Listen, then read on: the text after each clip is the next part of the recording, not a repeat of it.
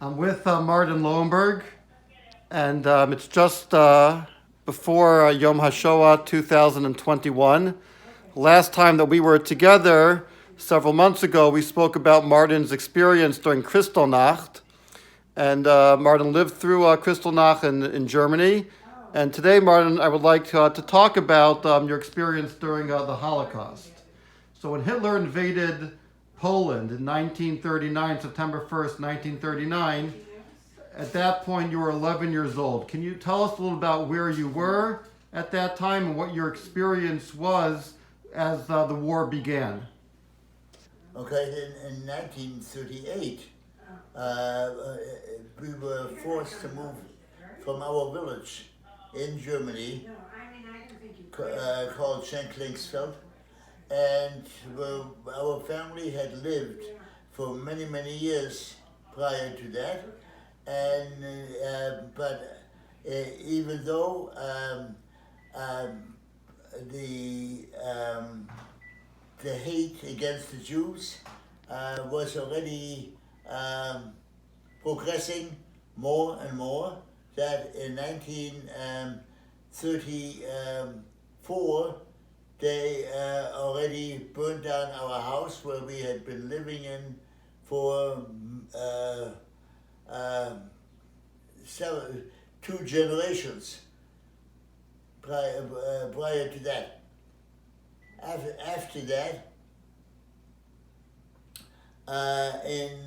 but we were still able to stay in the village because the family and friends helped us rebuild, and we built a new house, brand new house, and shortly after that, my mother gave birth in May of 1934 to twin boys named Fritz and Kurt. And now our family consisted of 7 children. And then eventually you moved to Fulda, So, and that's where you were in 1938 when Kristallnacht occurred. and in 1930, of course, the hate against Jews began much more progressing. I could no longer go to school because I was already being mistreated in 1936 by the teacher who abused me, as well as the students in the class, and my parents were forced to send me to a Jewish home and school called in Bad Nauheim, Germany. I was in that school without my parents for 2 years.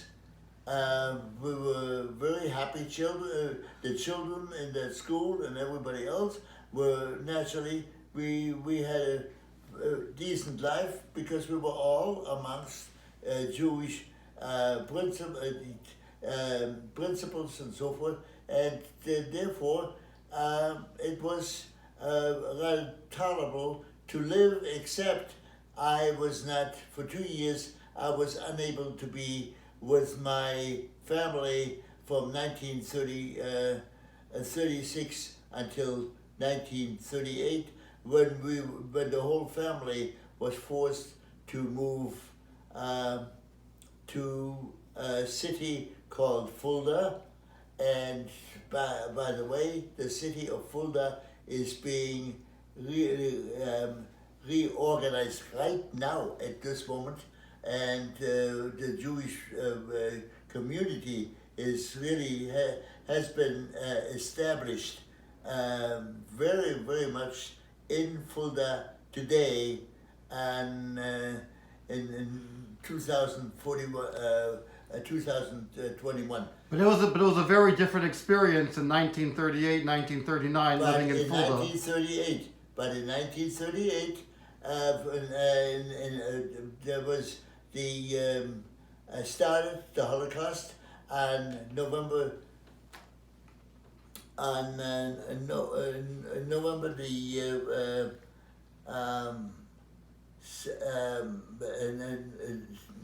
November 8th of 1938 started everything when they burned down the synagogues.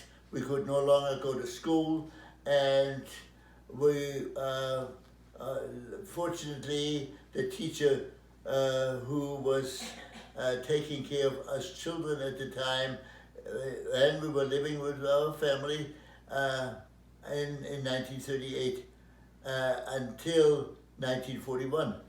So you stayed.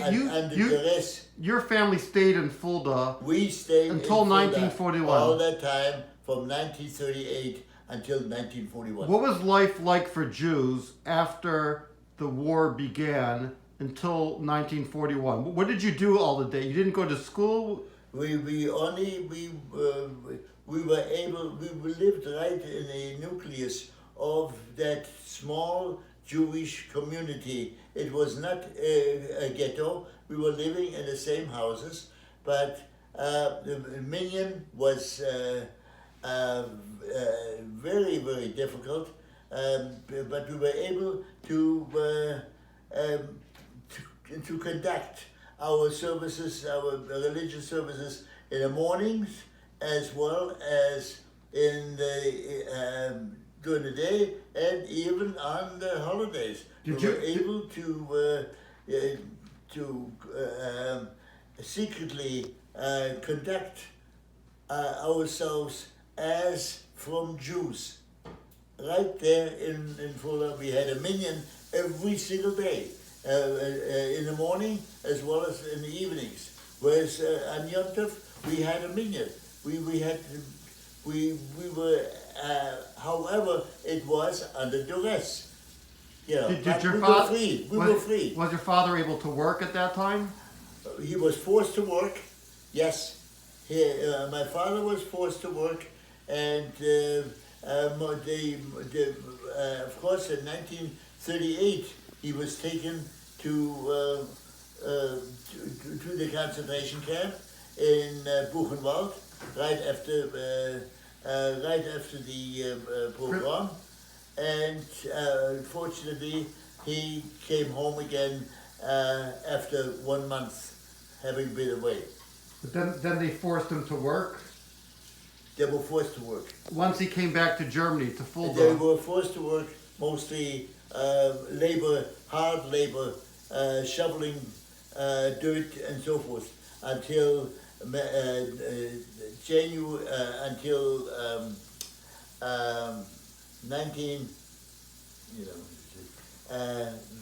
41? Until December 7th, 1941. What did you do? Did you go to school during those 2 years? We were still able. My mother was helping, teaching us. My sisters were. Some of them were in Frankfurt, and also one sister was with me at home. And the twins. My mother was taking care of them. She taught you. She taught you at the home, or you went to. Did you learn at home? Did you go somewhere else to? No. We were at home. We were right at home, and living right there where because the nucleus of the Jewish community right there, what was left, a lot of people had been able to emigrate to America and to Palestine, whereas the smallest, the ones that were finally left, we were able still to retain the same teacher who used to be the principal, but the same teacher, and he was able to still teach us in the mornings. As far as minyan was concerned, it was we were able to conduct the minyan without being should I say Disturbed? bothered, I want to say, but anything between, we were still able to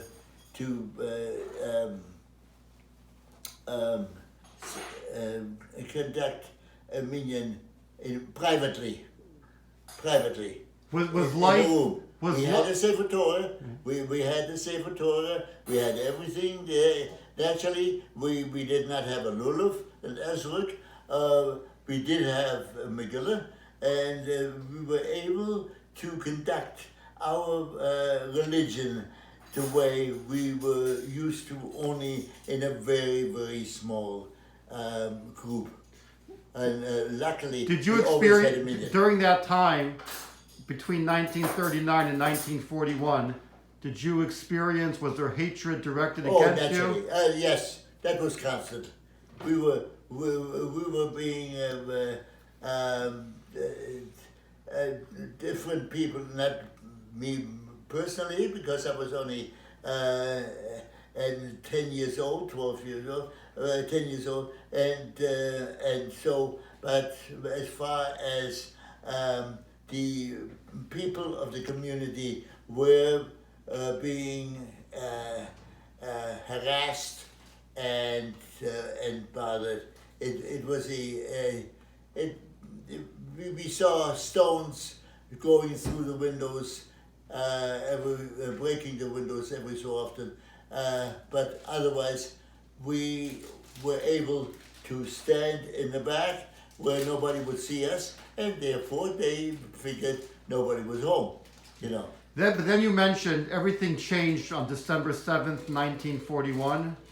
What happened then? We had to meet on December, and in December, several days before, we had been given notices that we may be resettled and that we should pack everything, pack our clothing, pack boxes, everything that we have. We should put it in boxes, we should mark it, should mark our names on it, should mark our names on clothing even. And so everybody should be prepared to be able to move away when we didn't, naturally, we didn't know where and when exactly, but we had my parents, my mother, father, they naturally, my mother was very busy making sure that all the clothing and everything else was neat and was marked with our names on it even, and some of it we were not able to identify with the names. Most of it we were not, but still we packed it, and we packed it very, very neat, and put it in boxes and put it on the side. Who was with you at the time? You, your younger I was brothers? just coming to that. So the ones that were still home at the time was my parents, and with the twins, who were only 6 years old, and in 1940s, and then my sister Eva, and she was a teenager she was already in 18, 19, because she came back home from Frankfurt from the school when she could no longer go to school at the time. So she was living with us and taking care of my mother, who was not a well woman, and she was helping her with the twins. Were you bar mitzvah yet? In 1938, I was bar mitzvah. You were 1928. You were born. So 1941. In 1941, I was 1943. I was bar mitzvah. Bar mitzvah. Okay, so in Fulda you weren't bar mitzvah yet. I was no. So it was a regular. It was a bar mitzvah Shabbos. I was able to lane. I was able to. We were in our more or less in our confined. So where were you taken in 1941? Where did they take you? in 1941, that morning, we had to meet at the train station, and from there, of course, we didn't know where we were going. People thought that we were going to Poland to lodge, because this is where we have heard that they took people away and they sent them to Poland. Well, we did not know where we were going, and of course we had to meet at the train station, and of course you'll see the flash, train station, and of course that morning when we were put on trains, and from there then on December the 7th of 1941 we were taken by train for 4 days and 4 nights to we finally arrived in Riga, Latvia. What was the conditions on the trains?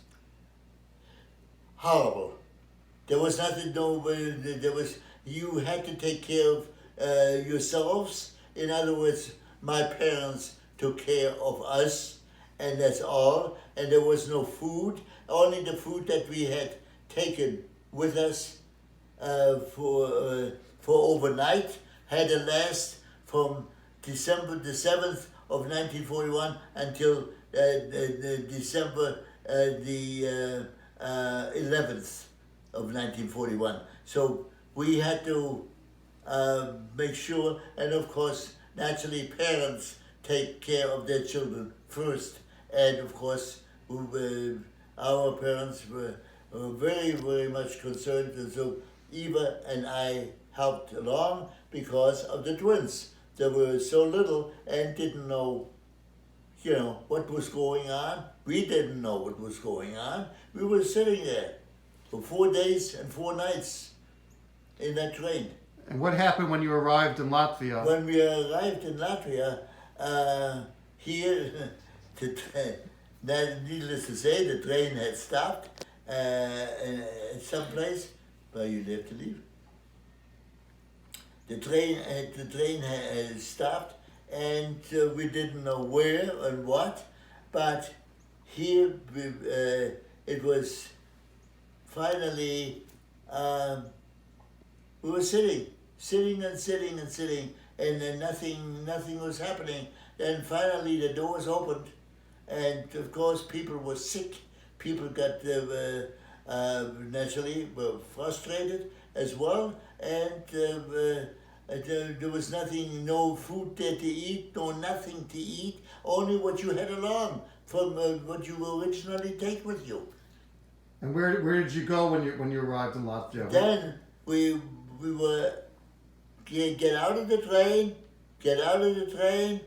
and form in like soldiers, and very much so like soldiers, because we had to march according to the way soldiers were 1, 2, 1, 2, and we all had to. And of course we were taking the children, and even we were trying to take care of the children. And of course my mother had very bad legs, and she could hardly walk, and so Eva also took care of my mother, and so did my father. But my father was taken away right away, and he was taken to a forced labor camp called Salaspils. And where were you taken? Into a forced labor camp. Where were you taken? You and your Right mother? away into, yes. You right and there. your mother? But without us, because they didn't Where did you go? Where did you go? We stayed together. You were taken to the ghetto? And then we were marching. Then they asked us to march for 4 miles. For 4 to 5 miles, we had to march all the way through the town, and we finally arrived in a place, which was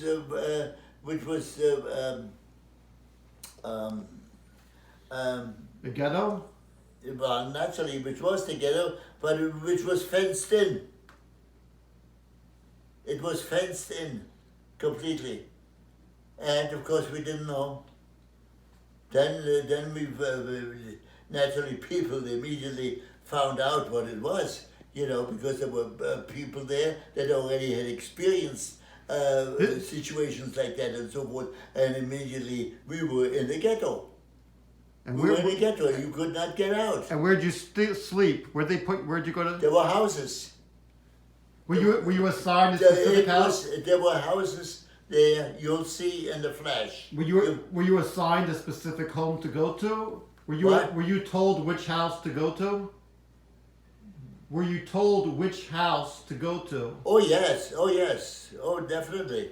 They took us to a house, and the table was still set, and there was still plates of frozen soup on the table, and everything was still there, and we did not know where it was from, who was there, and who did it belong to. But later on, we found out that this was from the Latvian Jews who have just been taken away 3 days before, and they were taken to a place called the Beis Kvuros.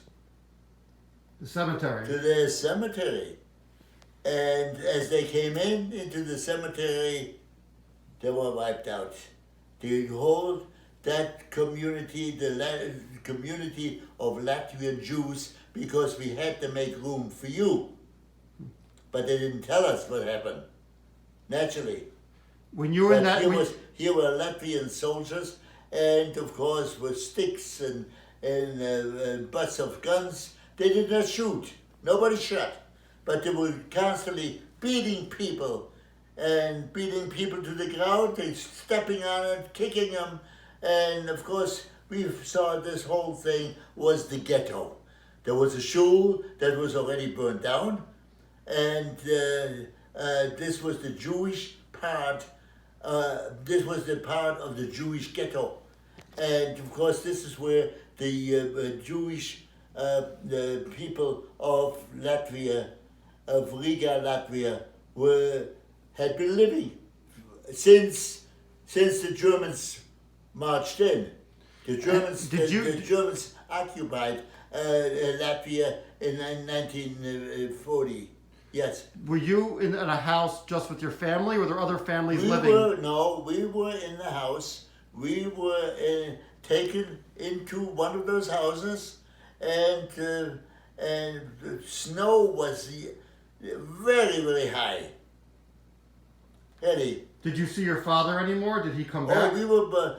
My father was able to come back home again from the camp that he had been taken to, but he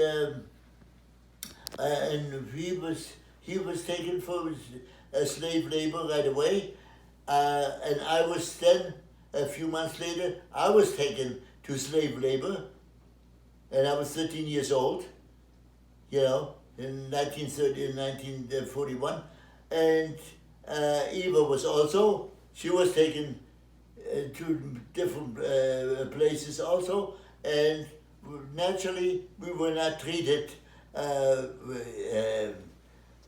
gently. We had to be very, very careful. What did you do in the slave labor? What did they make you do? What we had to do is, believe it or not, snow was this high. You could not get through. And it was 15 inches, 10 inches, 12 inches, 15 inches of snow. How can you get through? How can you get through anywhere, even into the place where we lived, which was outside accessible and steps, and you had to be so careful going up. But you had to shovel the snow. The streets had to be shoveled because they were marching through. The soldiers were marching through. People had to go to work, and they had no other ways of really. There was no way of commuting any other way. But unless they were taken away out of town, and they were put on trucks, and as many as they could put in those open army trucks. We had to stand, and it was very, very cold. It was 15 below, 10 below, 5, whatever the temperatures were unbelievable. We were not used to it. Our clothing was not fit for anything like that. How long did you stay in Latvia for? In Latvia, Yeah. we stayed in Latvia for 4 years. From 1941 until 1945, I was in Latvia. But you didn't stay in the ghetto the whole time. Oh, no. We were in different places. Where did Oh, they? yes, and I was first in the ghetto, and then we were in a concentration camp called Kasserwald. What? Kasserwald? When were you taken to the concentration camp? The concentration When- camp when were you- was in 1942. Did you go? 1942, I was taken into the Latvian concentration camp. Did you